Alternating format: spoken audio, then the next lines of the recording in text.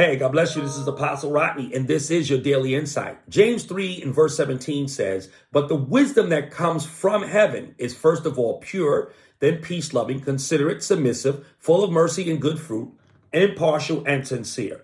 Now, the Bible says that wisdom that comes directly from heaven is pure. Now, listen, the reason why it's pure is because it's not contaminated with a lot of the experiential effects that come from the wisdom that we acquire from the things we go through in life. While there is something to be said about the things that we learn from the issues of life and the journeys that we've taken, there is some value to be said, and we can learn from these things. But experiential wisdom can sometimes leave us hurt, leave us with some contaminated feelings, some bitterness. So if I was in a bad relationship, or if I suffered a few bad relationships or failed relationships through my life, some of the tainted emotions from those experiences, I have the propensity to dispense on other people, perhaps giving them more fear-based wisdom, maybe giving them some things that are more critical in terms of relationships, as opposed to the healthy side. So wisdom that comes directly from heaven,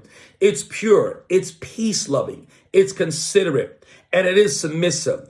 And the thing that we want to understand is that the wisdom that comes from God himself, the things that he enlightens us to, the things that he reveals to us concerning heavenly wisdom, there is a certain tenor to it, a certain tone. There's a certain love that comes with it. It's laden with knowledge. It's laden with instructions. It's laden with understanding how to see a thing even before it even takes place, or to understand what's beneath the surface of something that we're looking at, whether it be people, environments, partnerships, ideas, different types of things that we're looking to put our hands to. But when we get the wisdom of God and we share that wisdom is pure, it's loving, it's considerate, it's submissive, it's full of mercy and good fruit. Okay, so the fruit of God is evident when the wisdom comes directly from heaven. It's important that we open up our hearts and our spirits to receive God's wisdom. Pray for wisdom. The Bible says, if any man lacks wisdom, let him ask of God, and he will give it to us liberally. In other words, without any strings attached,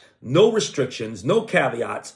God is true to his word. Whatever you ask of him, he will give it to you. If you knock, the door shall be open. If you ask, you shall receive. And it's important that we understand that the wisdom of God is impartial and sincere. It doesn't choose sides. It doesn't have favoritism or certain preferences. It's strictly based on the heart of the Father and what God knows is best for us, or anything or anyone that we may be in connection with. So listen, walk in the wisdom of God today. Walk in the purity of the Father's wisdom that comes directly from heaven. If you want it, all you got to do is ask for it. It's yours for the taking, and it's yours for the using.